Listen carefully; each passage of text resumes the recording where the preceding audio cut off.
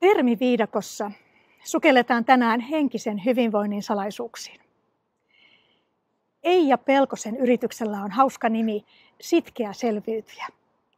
Ja siinä jos missä henkisellä hyvinvoinnilla on suuri merkitys.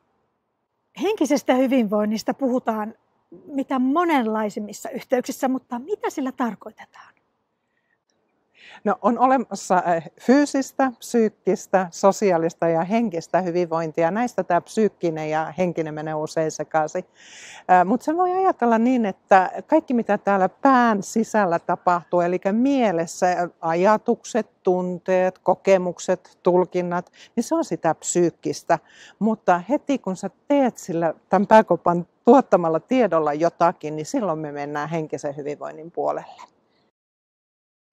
Miksi tämä aihe, henkinen hyvinvointi, nousee nykyään niin usein esille? Se nousee varmaan esille sen tähden, että meillä kaikilla on tarve kokea merkityksellisyyttä ja löytää tarkoitusta siihen elämään, mutta nykyihminen on aika eksyksissä sen kanssa, mistä ja miten se voi löytää. Kerro vähän tarkemmin, mitä kaikkea henkiseen hyvinvointiin kuuluu? No, tämän merkityksen ja tarkoituksen lisäksi, tai niitä voi lähteä etsimään 3 V-alkuisen toiminnan kautta, eli valintojen, vapauden ja vastuun. Ja valinnat, mehän tehdään päivittäin lukemattomia valintoja, mutta harvoin ehkä pysähdytään miettimään, että mikä se valinnan seuraus on. Tai sitten toisaalta me joskus jätetään kokonaan valitsematta, joka sekin on omalla tavallaan se valinta. Ja sitten ihmisen elämässä voi tapahtua hyvin erilaisia asioita, mutta aina säilyy joku vapauden alue. Ja mitä siinä vapaalla alueella päättääkään tehdä, eli tekee sen valinnan, niin toki siitä kantaa sen vastuun. Ja se vastuu nimenomaan kohdistuu niin kuin siihen itseen, mutta aika usein me helposti halutaan ulkoistaa se vastuu jonkun toisen harteille, mutta mä pystyn niin kuin itse vaikuttamaan siihen ja paras ohjenuora siihen on sitten se oma aito omatunto. Miksi ihmisen pitää huolehtia omasta henkisestä kunnostaan?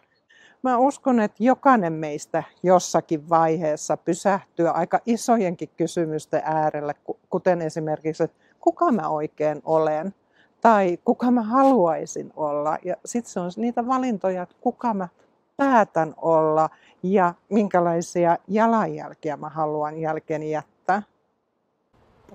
Voitko antaa jonkin esimerkin, miten meistä itse kukin voi huolehtia omasta henkisestä kunnosta? No, hyvä, kun kysyit tätä. Henkisen kunnon huolehtiminen, sehän ei ole suorittamista, eikä se myöskään sit toisaalta ole vain ainoastaan jotain isoa, hienoa ja yleviä tekoja, vaan se voi olla hyvin pieniä arkisia valintoja. Eli esimerkiksi nyt, jos mulla on ollut hyvin rankka päivä ja mä tulen vähän stressaantuneena ja ärtyneenä kotiin, niin mulla on paljon eri vaihtoehtoja, mitä mä siinä voin tehdä. Jos mä aiemmin olen aina rähjännyt sit perheelleni tai mennyt sinne sohvan nurkkaan, niin mä voin käyttää nyt sitä vapaata aluetta ja löytää sitten jotakin muutakin itselle parempaa ja hyvää tekevämmän vaihtoehto. Esimerkiksi ruveta tekemään, ottaa hetkeksi ajatukset ihan johonkin muualle ja tietoisesti lähteä tekemään jotakin muuta. Kiitos Eija. Henkinen kunto ja henkinen hyvinvointi pitää sisällään monenlaista tärkeää. Tästä on hyvä jatkaa. Tässä oli paljon ajattelemisen aihetta.